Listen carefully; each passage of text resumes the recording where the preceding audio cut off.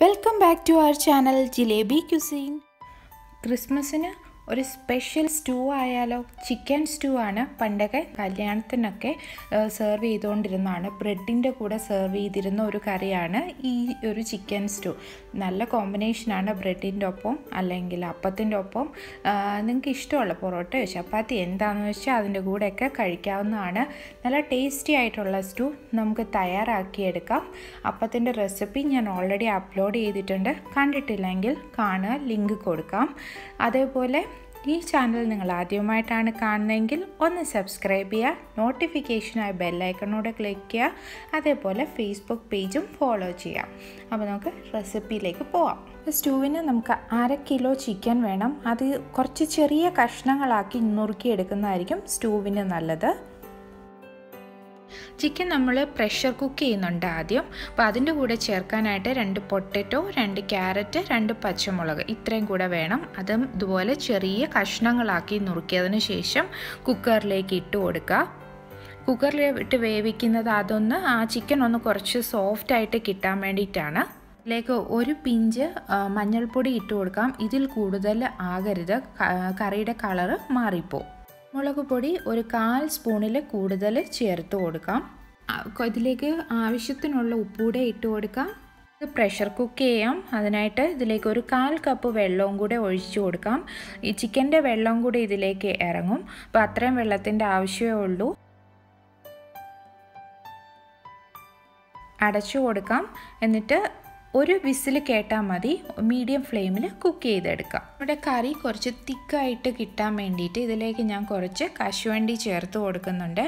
അത് ഒന്ന് നമുക്ക് കുതിർത്ത് വെക്കണം. ഒരു 10 എണ്ണം ഉണ്ട്. ഇത് കുറച്ച് വെള്ളം ഒഴിച്ച് കുതിർത്ത് വയ്ക്കുക. ഒരു 10 മിനിറ്റോളം വയ്ക്കുക. അതിനുശേഷം അത് നല്ലതുപോലെ ഒന്ന് പേസ്റ്റാക്കി അരച്ചെടുത്താൽ മതി.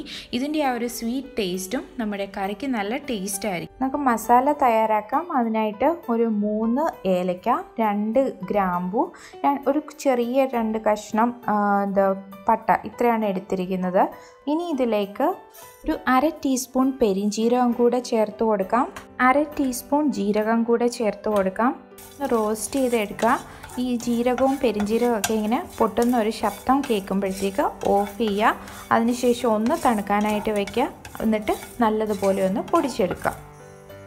അപ്പോൾ ഇത് നല്ലപോലെ തണുത്തതിന് ശേഷമാണ് ഞാനൊന്ന് പൊടിച്ചെടുക്കുന്നത്.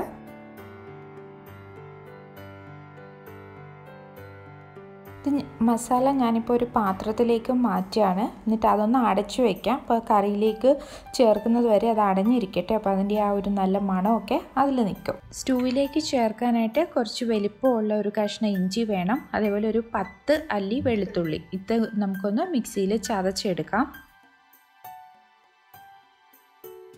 അപ്പോൾ ഇവിടെ പാനൊക്കെ ചൂടായിട്ടുണ്ട്. നമുക്കിതിലേക്ക് ഒരു 1.5 ടേബിൾ സ്പൂൺ വെളിച്ചെണ്ണ ചേർത്ത് കൊടുക്കാം.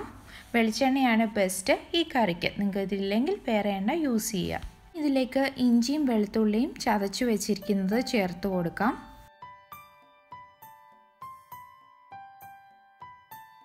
ഇഞ്ചിയും വെളുത്തുള്ളി ഒന്ന് മൊരിഞ്ഞിട്ടുണ്ട്. അപ്പോൾ നമുക്കിതിലേക്ക് ഒരു വലിയ സവാള ചെറുതായി അരിഞ്ഞത് ചേർത്ത് കൊടുക്കാം.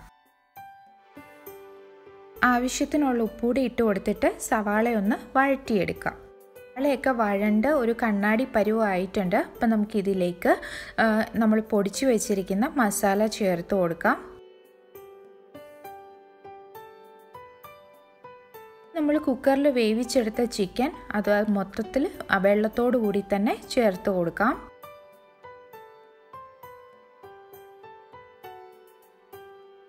ആ മസാലയൊക്കെ ഒന്ന് പിടിക്കാനായിട്ട് നമുക്കൊന്ന് അടച്ചു വെച്ചിട്ട് ഒരു 2 മിനിറ്റ് ഒന്ന് വേവിച്ചെടുക്കാം മീഡിയം ഫ്ലെയിമിൽ. നമുക്ക് തേങ്ങാപ്പാൽ ചേർത്ത് കൊടുക്കാം. ഇത് 2ാം പാലാണ്. അതായത് തിൻ കോക്കനട്ട് മിൽക്ക്. അതൊരു 3/4 കപ്പ്. അതൊന്ന് നമുക്ക് ഒന്ന് തിളയ്ക്കാനായിട്ട് വിടാം. ഇനി ഇതിലേക്ക് നമുക്ക് കുറച്ച് കറിവേപ്പില കൂടെ ഇട്ട് കൊടുക്കാം.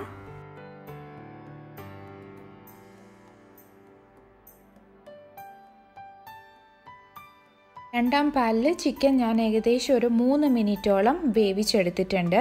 ഇനി നമുക്കിതിലേക്ക് ഒരു 1/2 കപ്പ് തിക്ക് കോക്കനട്ട് മിൽക്ക് അല്ലെങ്കിൽ 1ാം പാൽ ചേർത്ത് കൊടുക്കാം. 1/2 കപ്പാണ് ഒഴിച്ചു കൊടുത്തത്. ഞാനിവിടെ കശുവണ്ടി നല്ലതുപോലെ അരച്ച് കൊണ്ടുവന്നിട്ടുണ്ട്. വളരെ കുറച്ച് വെള്ളം ഒഴിച്ചു കൊടുത്ത് ഒന്ന് അരച്ചെടുത്താൽ മതി. അതുകൂടെ അതിലേക്ക് ചേർത്ത് കൊടുത്തിട്ടുണ്ട്. ഒരു 1/2 ടീസ്പൂണ് കുരുമുളക് പൊടി ചേർത്ത് കൊടുക്കാം. അടച്ചു വെച്ചിട്ട് 1 മിനിറ്റോളം ഒന്ന് കുക്ക് ചെയ്യുക, അല്ലെങ്കിൽ ഒരു ചെറിയ തിള വന്നാൽ മതി.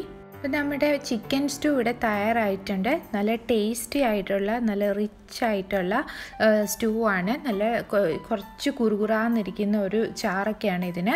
അപ്പോൾ നിങ്ങൾ തയ്യാറാക്കി നോക്കുക, നിങ്ങൾക്ക് ഉറപ്പായിട്ടും ഇഷ്ടപ്പെടും. നല്ല ടേസ്റ്റാണ് ഈ കറിക്ക്.